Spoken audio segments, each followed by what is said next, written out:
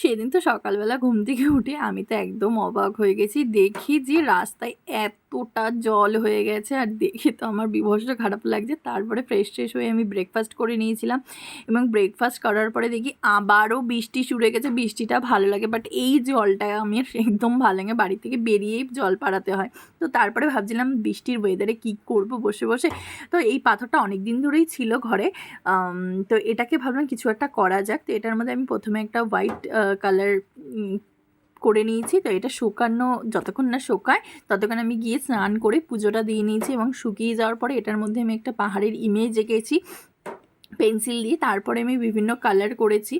তো প্রথমে তো এখানে পাহাড়, তারপরে গাছ, পাশে একটা ঘর, এবং পাশ দিয়ে একটা নদী বয়েছে, এরকম একটা ইমেজ তৈরি করার চেষ্টা করেছি। খুব একটা ভালো হয়নি, খুবই বাজে হয়েছে, বাট হ্যাঁ ট্রাই করেছি। এবং রং কমপ্লিট করার পরে আমি এটা ভার্নিশের কোট দিয়ে দিয়েছি। তো দ্যাটস ইট।